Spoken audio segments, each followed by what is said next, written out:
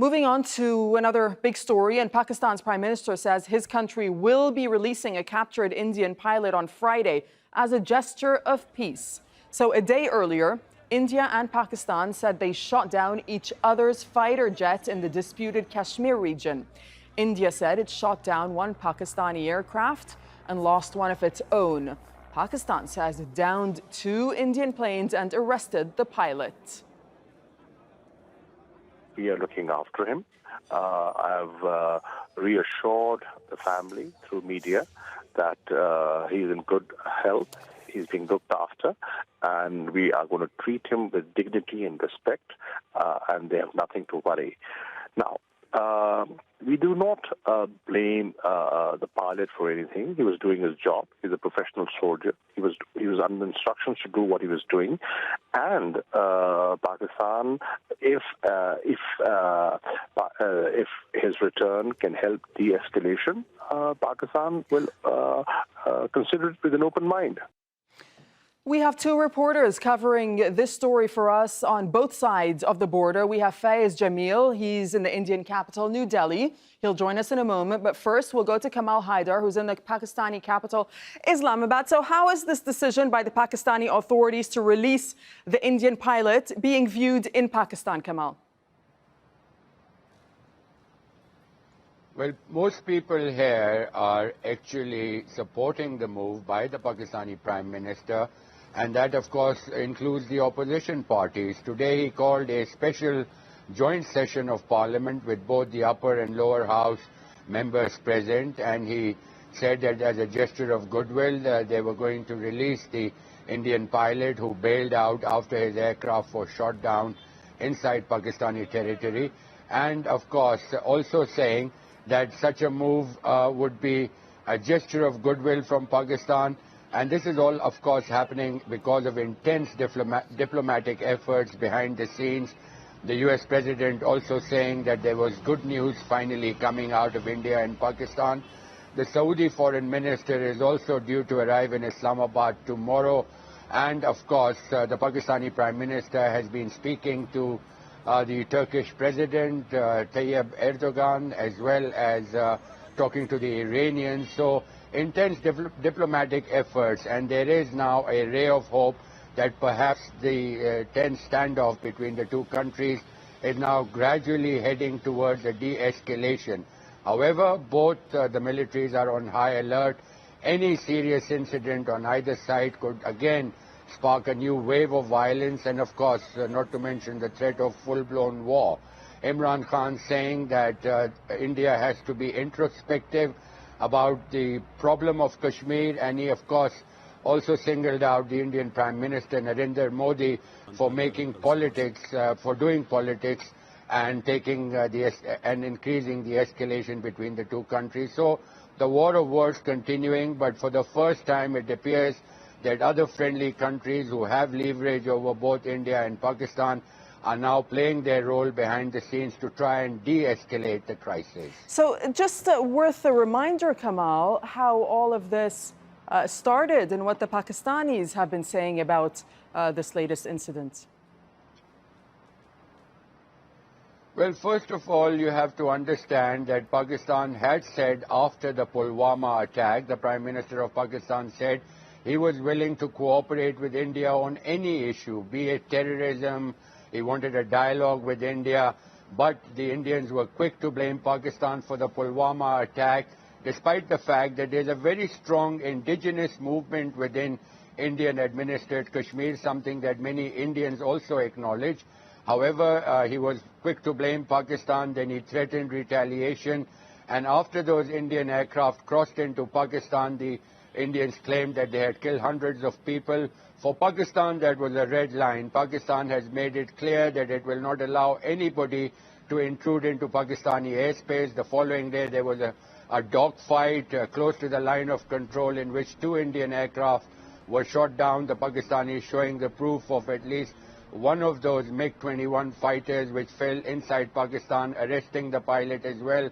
So as far as the Pakistani narrative is concerned, many people here believe now that Mr. Narendra Modi has painted himself into a corner, and that there are now voices within India who are objecting to how the Indian government has handled this crisis. Okay, well, let's cross over to India, get the view from there. Kamal Haidar, for the time being, thank you for that update from Pakistan. Faiz Jamil joining us from New Delhi. First, let's talk about whether there's been any reaction from the Indian government to the Pakistani government saying that they will be releasing the captured pilot.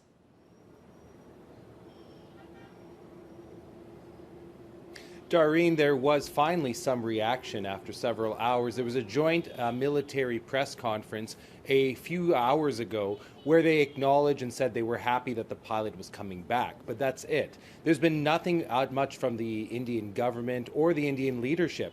Unlike the Pakistani Prime Minister, Narendra Modi has been very silent about this, and that's been his modus operandi ever since the dogfight on Wednesday between Pakistani and Indian jets.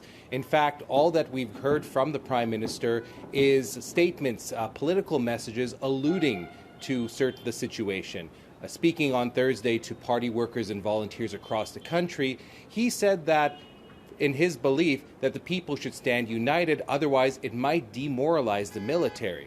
Now, that was seen as a dig to the opposition. As Kamal Haidar just mentioned, there were some in India's political establishment now criticizing the Prime Minister. Now, since the Pulwama attack on February 14th, where at least 40 Indian paramilitary troops were killed in a suicide bombing, the opposition, Dareen, has stood shoulder to shoulder with the Indian government. But on Wednesday, after the incursion of Pakistani planes, that political unity was shattered, and they openly criticized Prime Minister Narendra Modi's handling of the situation. Okay, Faiz Jamil with an update from New Delhi. Faiz, we'll leave it there. Thank you. We'll stay in New Delhi and bring in Vivek Kachju. He's a former secretary in India's foreign ministry. He's joining us via Skype. Thanks very much for speaking to us on Al Jazeera. So you must be happy with Imran Khan's decision to release the captured Indian pilot. Under the Geneva Conventions, Pakistan has had no alternative but to ensure his safe return to India. So this is no favor from Imran Khan or the Pakistanis. But earlier, the Indian government had said that they are fulfilling. The Indian government, sir, had said that there would be no deal on the captured pilot. From what you know, was there anything going on behind the scenes between India and Pakistan, or perhaps a third party, or is Pakistan just playing its cards right in this? Well, I think Pakistan in its present condition is in no position to carry out hostilities any further. The Indian attack on a terrorist facility at Balakot was entirely justified, and the Pakistani response was very weak. Today at the military press conference, the military representatives displayed parts of a missile system which fell on the Indian side, which could only be mounted on an F-16. So therefore, in the aerial operation which took place yesterday, Pakistan suffered a grievous loss of an F-16 fighter. And all this, I think, is also, despite all Mr. Imran Khan's brave words, having a sobering effect within Pakistan too. As far as India is concerned, it had made it very clear that it was not targeting the Pakistan state or Pakistan's military facilities. It was only operating against a terrorist target.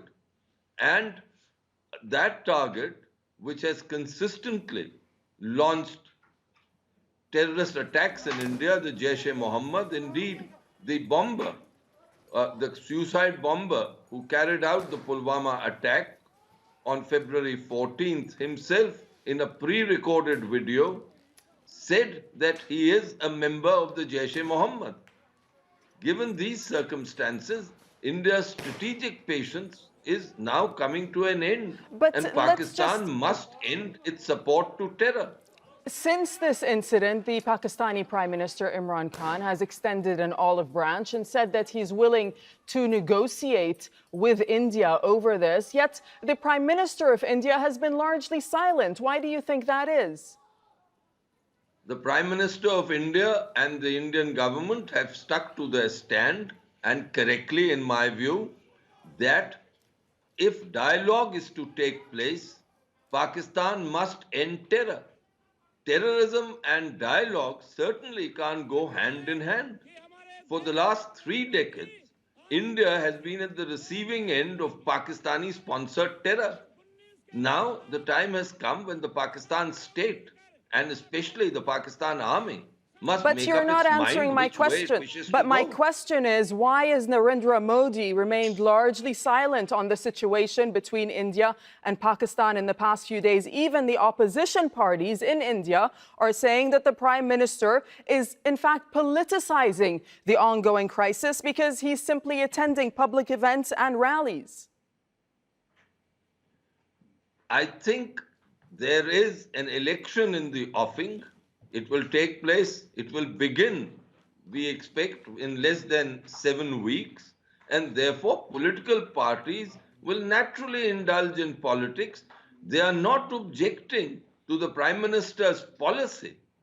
They are indeed, as your own correspondent said, standing fully behind him and fully behind the government with regard to the steps that are being taken, where what they are saying is that the Prime Minister must not draw domestic political advantage, especially electoral advantage, out of the steps that he is taking.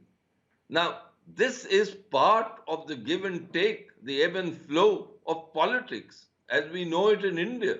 All right. There is no difference in the approach to Pakistan. Vivek Kachu, we thank you for speaking us from New Delhi. Now, people in both countries are reacting to all the latest developments on social media. And Andrew's back to tell us more about that. Andrew. Yeah, Dorit, and I think that now that nearly 2 weeks has passed since that attack in Kashmir, we're seeing some cooler heads prevail online as well. Many women in particular are tweeting out messages like this one you're about to hear to their political leadership. I'm wife of an army officer. On behalf of all the families of all the armed forces, I request my fellow Indians and especially the political leaders, not to politicize the sacrifice of our soldiers. It takes so much to be a soldier. So please, at least till the time the tension is eased at Indo-Pak border, stop your political rallies and don't you dare, I'm repeating again, don't you dare to snatch away the credit of our soldiers. Now, women in India and Pakistan are calling for peace using a hashtag Say No to War. One group of Pakistani women started their own movement, which they've called the Women's Liberty March, inviting others in India and in Kashmir to stand against violence. Hum Aurat Azadi March, Islamabad. We, the women from Azadi March, Islamabad, condemn the war hysteria between India and Pakistan. We want to send a message to our sisters in India to let us raise our voices together for peace between our nations.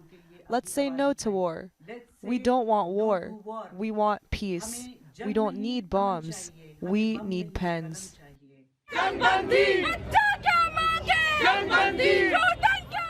And here you can see people across Pakistan carrying that message to the streets. These demonstrators in Karachi say they're against any prospect of war between these two countries. We've also seen similar demonstrations in cities like Islamabad and Lahore. Now, for those unable to attend an anti-war rally, Twitter has also provided a platform for people to show love to their neighbor. This guy's name is Shashank. He says that he's Indian.